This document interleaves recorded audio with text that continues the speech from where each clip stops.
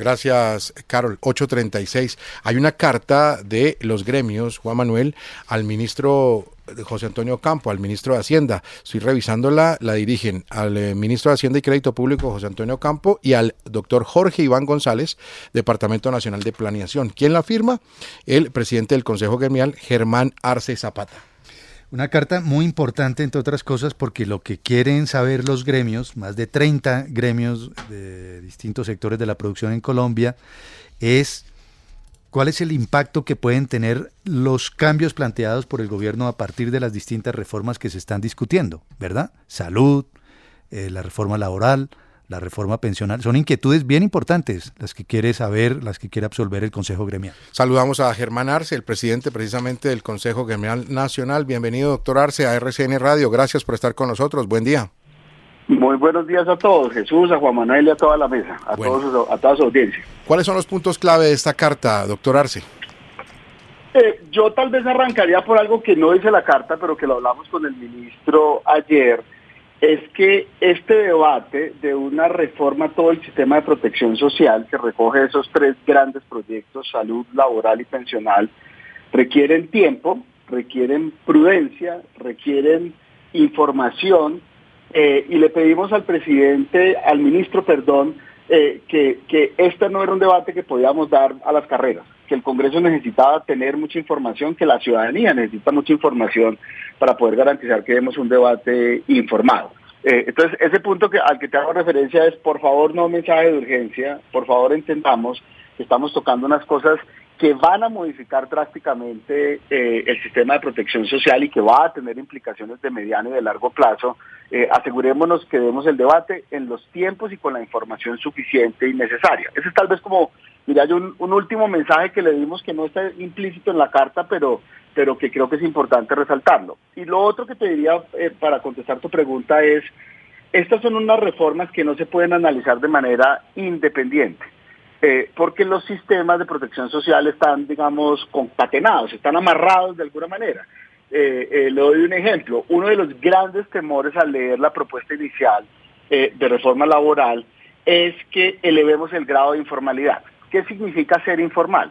Ser informal es no aportar al sistema de seguridad social, no es no estar ocupado. Hay mucha gente que tiene ocupaciones, pero que no aporta al sistema de seguridad social, es decir, no contribuye a la salud, no contribuye al sistema pensional, pues mucho no tributa, además no paga para fiscales, pero son todos ciudadanos que a la hora de requerir apoyo del Estado para recibir servicios básicos como son salud o un sistema de protección a la vejez, pues van a venir al Estado a que los cubra, pero no son personas que están aportando al sistema. Entonces, si usted afecta, por ejemplo, la generación de empleo formal, quiere decir que va a haber menos personas aportando al financiamiento de salud, que va a haber menos personas aportando al pilar solidario, que va a haber menos personas ahorrando para su vejez, y eso termina siendo, digamos, circular a la hora de medir los impactos de mediano y largo plazo. Le estamos diciendo al ministro y al director de planeación, ustedes son los únicos que tienen realmente la capacidad de medir los efectos combinados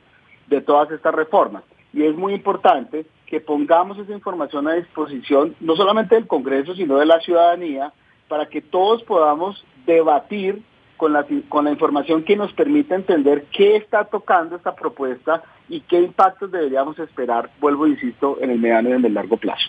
Es decir, la combinación de estas reformas, pensional, laboral, de la salud, puede terminar afectando, como la película esta malísima que ganó el Oscar, a todos en todas partes y al mismo tiempo. Es decir, combinadas todas terminan siendo una amenaza para la sostenibilidad fiscal del país.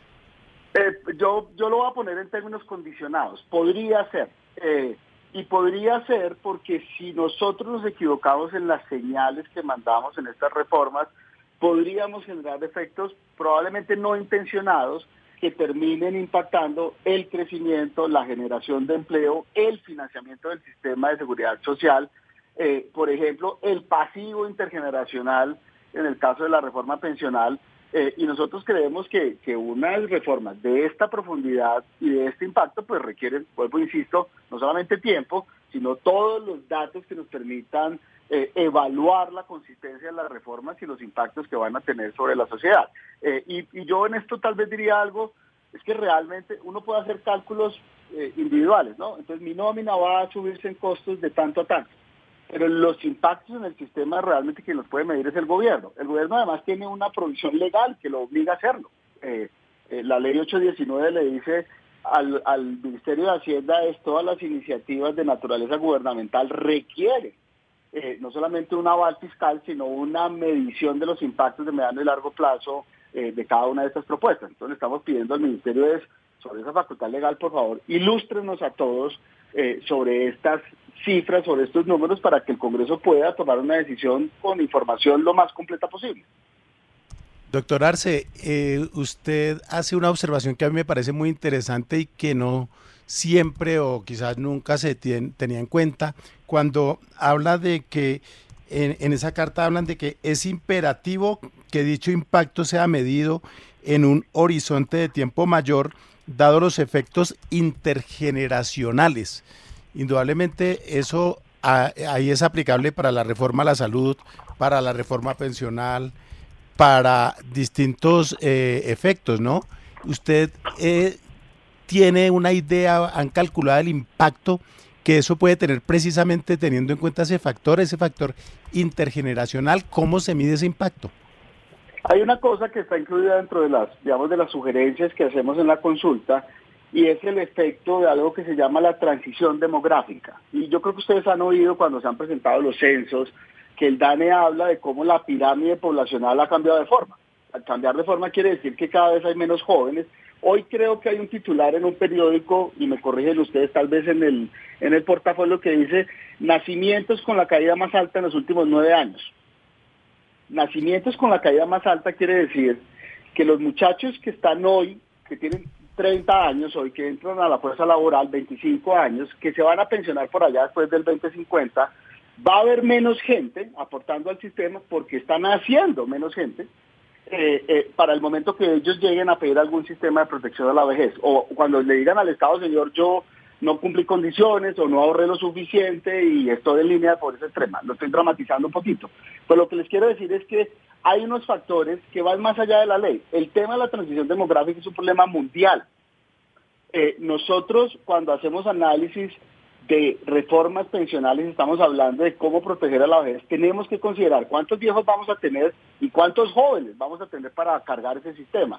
Entonces, estos análisis requieren una capacidad técnica monumental para poder construir horizontes de largo plazo, y eso difícilmente lo podemos hacer, pues los empresarios menos, pero los centros de pensamiento tienen dificultades para armar esto. El gobierno tiene la información para podernos decir, bueno, esto cómo se ve en 10, en 20, en 30, en 40, en 50 años, porque hay unas variables que se están moviendo todo el tiempo y que hay que incorporarlas en el análisis, porque estos que están naciendo hoy, que son menos, son los que van a pagar las pensiones de los que se pensionen dentro de 30 o 40 años. Doctor Arce, estamos revisando aquí con los compañeros en la mesa de trabajo la carta, son 4 páginas, pero estamos haciendo una cuenta de más o menos 15 preguntas, pero no son preguntas de sí y no.